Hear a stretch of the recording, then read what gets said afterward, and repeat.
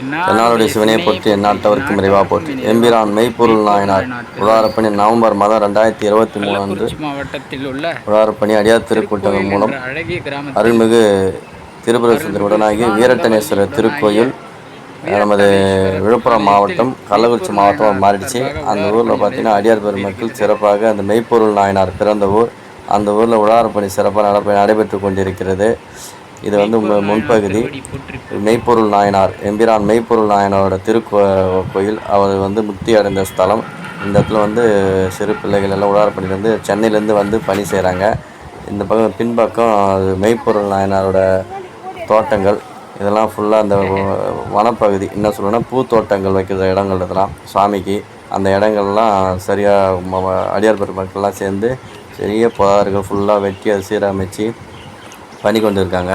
இந்த பக்கம் பார்த்திங்கன்னா நந்தவனத்துக்காக ரெடியாக இருக்குது. அடியார் பெருமக்கள் ஃபுல்லாக அந்த தேவையில்லாத முட்போதர்கள், தேவையில்லாத முள்செடிகள் இது எல்லாத்தையும் எடுத்துக்கிட்டு இருக்காங்க.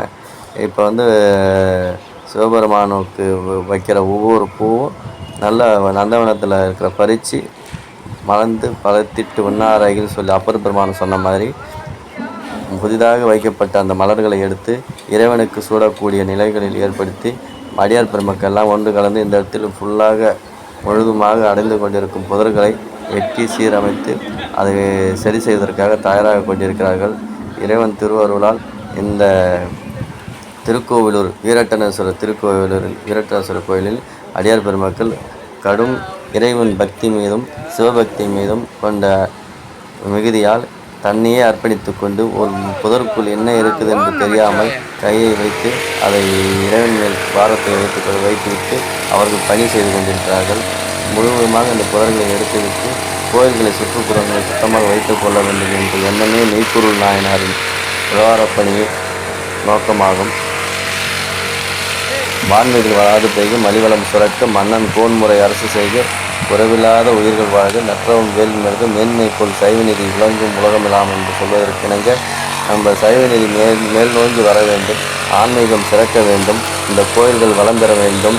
மக்கள் உயிர்கள் பிரகாசமாக வாழ வேண்டும். நோய் நொடி இல்லாத வாழ்க்கை பெற வேண்டும் என்றால் கோயில்கள் சுத்தமாக இருக்க வேண்டும். அப்பொழுதுதான் நாடு சுத்தமாகும், வீடு சுத்தமாகும், தெருக்கள் சுத்தமாகும். அப்படி சிறப்பான இந்த உழவாரப்பணியின் நோக்கமாகும்.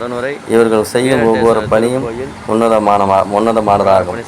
இந்த மெய்ப்பொருள் நாயனார் உழவாரப்பணி எல்லா கோயில்களும் இதுமாரி புதார் மண்டிருக்கும் கோயில்களையும் சுண்ணாம்படித்தல், உள்ளே கோயில்களை ஒட்டடை அடித்தல், உள்ளே தூண்களை உள்ள திருநீர்களை எடுத்து சுத்தம் செய்து அது உள்ள அழுக்குகளை எடுத்து தன் மன அழுக்கையும் உள்ளழுக்கையும் எடுத்துவிட்டு இதை எடுப்பதும் இறைவன் அருள் கொடுத்து அவர்களை காத்து கொண்டிருக்கிறார். அவர்கள் வினைப்பயன்களை அறுக்க இறைவன் எம்பெருமான் அருள் செய்கிறார்.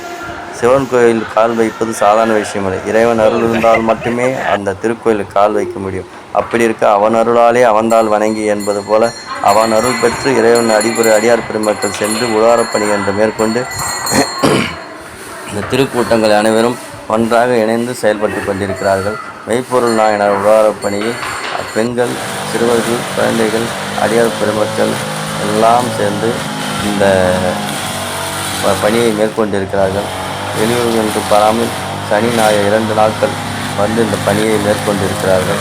இவர்கள் செய்யும் தொண்டானது மிகவும் அரிதானதாகும். மெய்ப்பொருள் நாயனார் உழவாரப்பணியில் இந்த திருக்கோவில் வீரட்டனேஸ்வரர் கோயிலில் முழுவதுமாக சுத்தமாக பின்புறம் கோயில் சுற்றுப்புறம் இடதுபுறம் வலதுபுறம் செடி கொடிகள் எல்லாவற்றையும் எடுத்துவிட்டு மக்கள் பிரகாரங்களை சுற்றி வருவதற்கு ஏற்ப சுற்றுப்புறங்களையும் அழகாக செதுக்கி வைத்துள்ளனர்.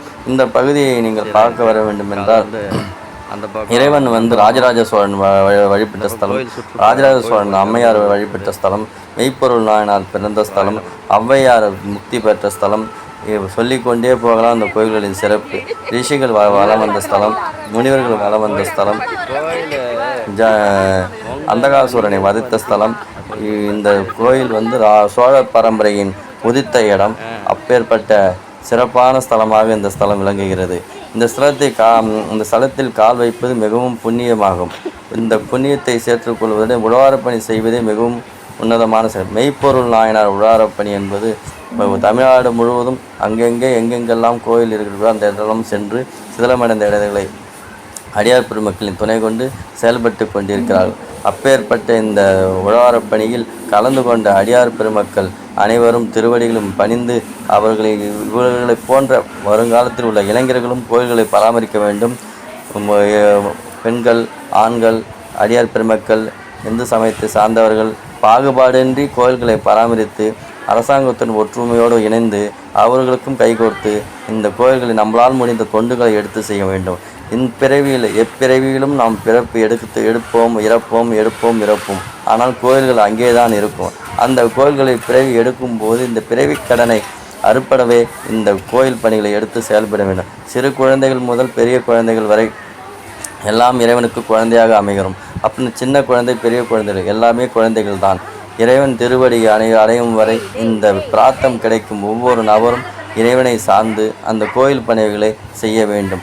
இப்பிறவியில் கிடைக்கும் இந்த பயனானது வாழ்வில் முக்தியின் வழிநோக்கத்திற்கு கொண்டு செல்வதாகும். திருமுறைகள் பாராயணம் செய்வது, வழி